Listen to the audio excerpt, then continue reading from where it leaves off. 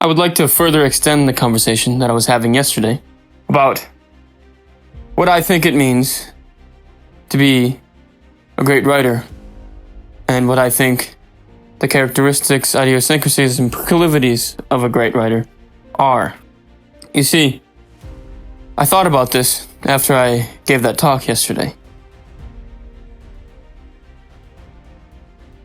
And I began to almost compare and contrast the writer and the chef, and how I feel as if the literary arts and the culinary arts are somehow akin to each other in this very surreptitious way. You see, the writer, like the chef, is trying to create an experience for its consumer. You see, as a writer, you want, or rather you hope for your stuff, your writing, to be nourishing and digestible. You see, I think as a writer, what you wish for is to be edible. You want people to be able to be nourished by your words, your paragraphs, and your sentences. You want there to be nutrients in your stories so that people can assimilate it, and so it makes sense to them, and they are nourished by it. You see, I think this is where the writer and the chef are akin to one another. Because you see, the chef uses all of these flavors, and he adds in these elements like spices and herbs, and bold flavors like peppers and lime and lemons, and things of that nature. And you see, in the same way, the writer does this. What the writer is doing is creating a meal for you, an experience that you can consume, and hopefully digest. And hopefully, the things you are reading are not bad for your stomach. You see, there are certain things that are not necessarily digestible, which destroy you, like nihilism. Although this isn't to say that nihilism is necessarily bad. I guess this is just an analogy that I'm using. But I began to think about this, how the writer and the chef seem to be one and the same, because they are creating an experience for the consumer. They're using punches of bold flavor and adding in little tiny things which add in the visual experience of a meal, like garnishes and things of that nature. And similarly, the writer does the same thing, you see, because in writing, you must have your meat and your potatoes, the base of the soup. You must have a general idea, but then you must add in little flavors, herbs and spices, peppers, and things of that nature. You see, as the chef uses ginger to elevate a dish, the writer uses rhythm and poetry to elevate his writing, to elevate his story, to bring in more color. Similarly, the musician does this as well. You see, they are all the same because they are all arts, which is why they are in fact called arts. Literary arts, culinary arts. Musicianship is also an art form. Same as the painter. You see, all art forms are the same. You see, and this is what I began to think about, and this brought me to the idea, or rather the realization, and the acknowledgement of, which is something I think about rather extensively, is the law of conservation. You see, in all things, and throughout all of my philosophical wanderings, ponderings, and inquiries, I always keep at the back of my head the fundamental law and the first law of thermodynamics. You see, the law of conservation states that energy is not created or destroyed, but merely changed. And you see, if energy is not created or destroyed, but merely changed, what this is alluding to is the fact that everything in the universe is in fact matter, and it is all the same matter. It might not take on the same expression. It might attempt to fool you because we are in fact in a game, and God tends to take on multiple expressions. But in all cases, matter is essentially, at the quantum level, the same thing and is made out of the same stuff. And the quantum physicist knows this. And modern science found this out. And you see, for some reason, this realization, or rather this discovery or observation of what is going on in the minute, for some reason, brought about this rise in the philosophical sect of nihilism, of existentialism, angst, and atheism. It was essentially the repudiation of religion and a prodigious campaign for recalcitrance against religion, against mysticism and spirituality. You see, for some reason, this discovery was somehow overlooked or misinterpreted. You see, from my interpretation, and my point of view, what this is alluding to is the fact that everything is one. That everything is in fact the same. It all comes from the same stuff. And you see, this is what the writer finds out when he is writing. Or at least this is the thing that I have found out through my literary endeavors. You see, especially if you write fictionally, what you are doing as a writer is observing yourself. And you might observe the external environment, and you might observe people and create them and turn them into characters within your books. But there is always an element of yourself within those characters, because you see, the only reason you became interested in them in the first place is because you saw certain things about them that you viewed, or rather acknowledged, as an idiosyncrasy within yourself. You see, this is what the writer discovers in his writing. That what he is doing is essentially telling the fundamental story. The fact that everything is and everybody is the same. You see, we are all relatable. Everybody, internally, has the same propensities and proclivities. Although, maybe they don't express this outwardly and they haven't cultivated themselves into this person yet. Or maybe they took a different path. But you see, what I'm trying to say is, or rather what I'm alluding to, is the fact that internally, within yourself, you are capable of becoming just like that person that you think is completely opposite of you. You see, what this takes is the acknowledgement of one's own shadow. And what the writer does is acknowledge his own shadow, because he is in fact diving deep into himself when he is writing and creating characters. And this is what I have realized. And this is what I continue to realize through my journey through writing.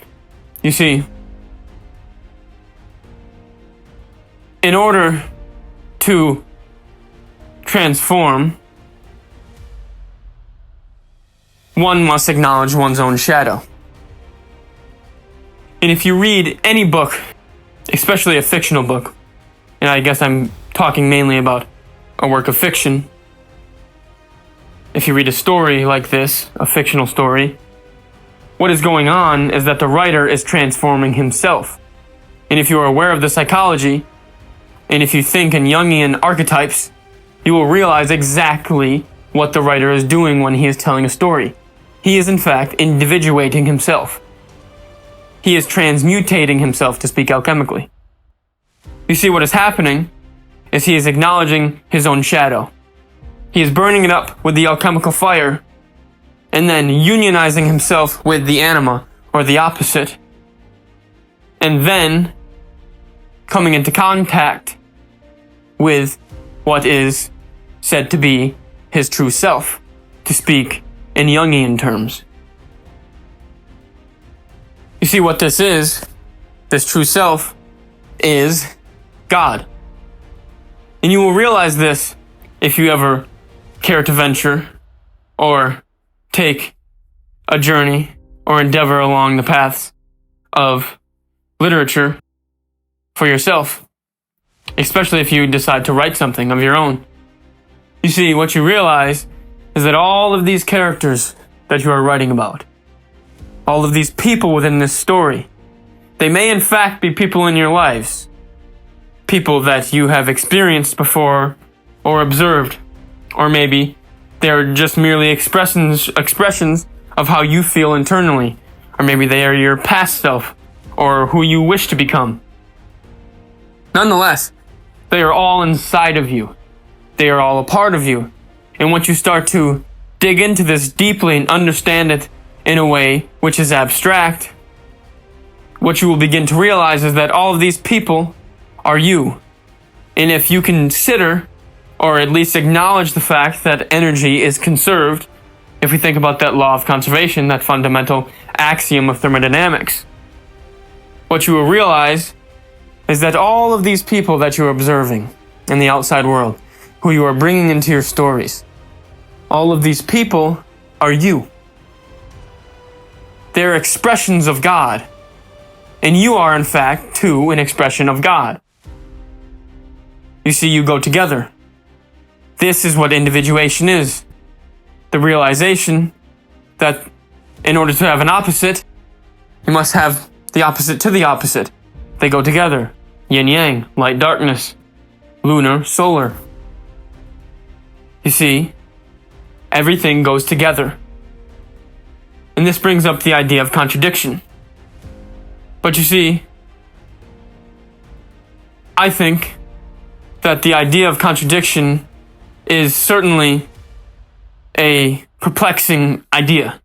Because you see, if you begin to think about it, it certainly seems to be the case that everything in reality contradicts itself. Because you see, if everything is opposite to each other, then they cancel each other out. This is essentially what a contradiction is. It's a paradox, which I guess this is what you could call the paradox of life. The fact that everything is one.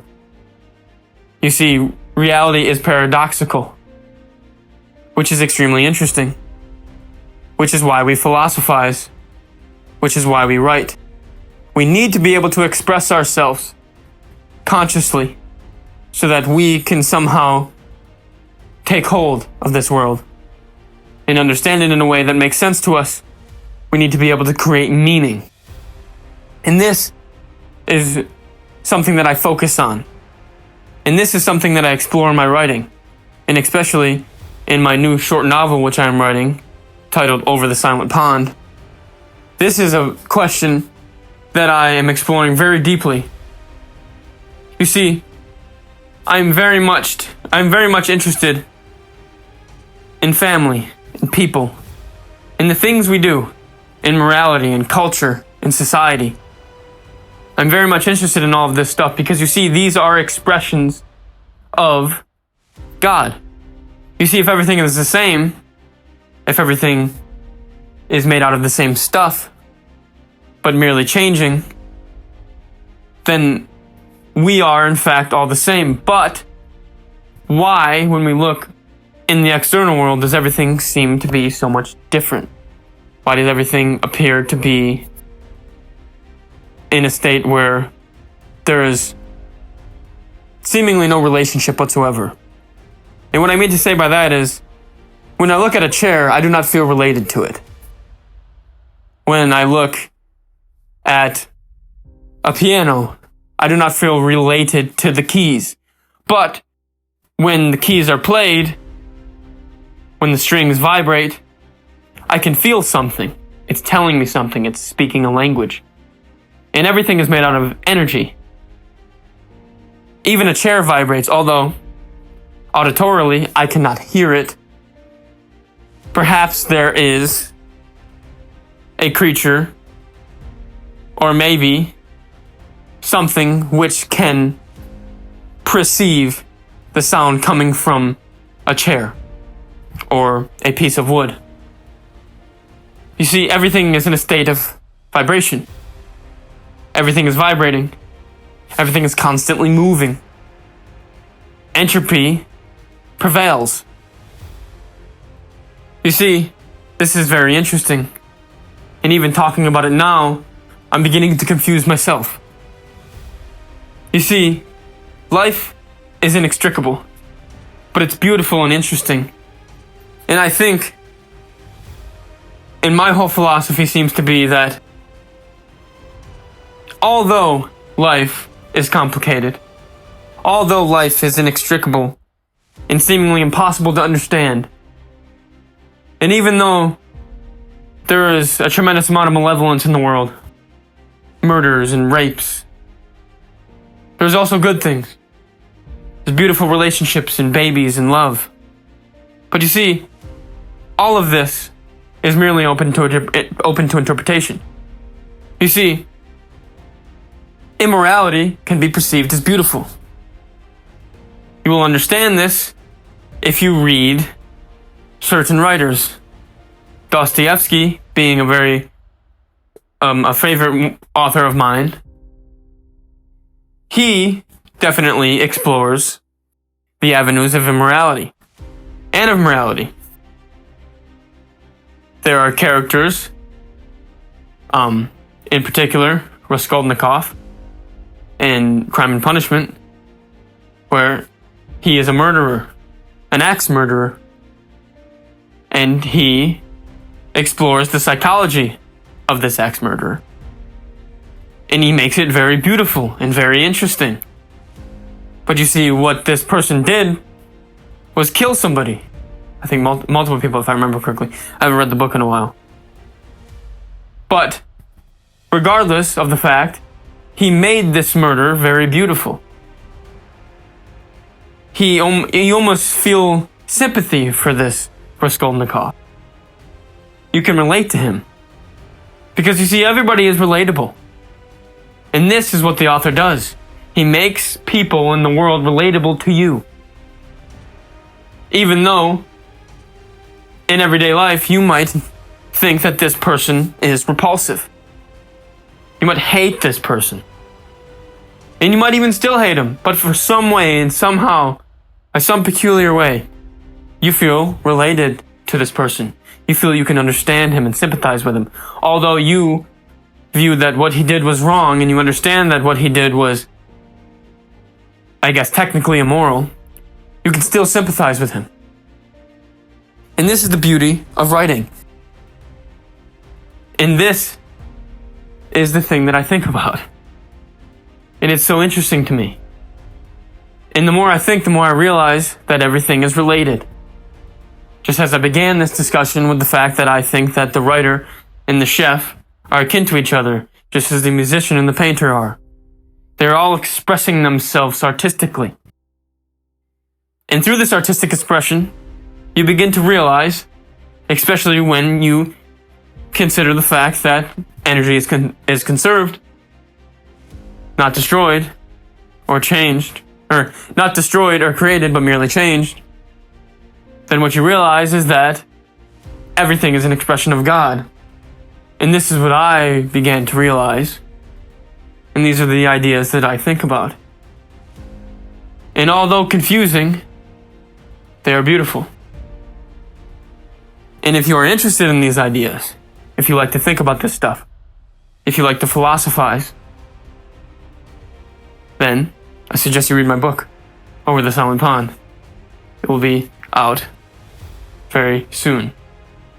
I can give you a date soon, although I don't know the exact date yet. But nonetheless, I suggest you read it because I think that if you're interested in this stuff, then you'll probably be interested in what I'm talking about in the story.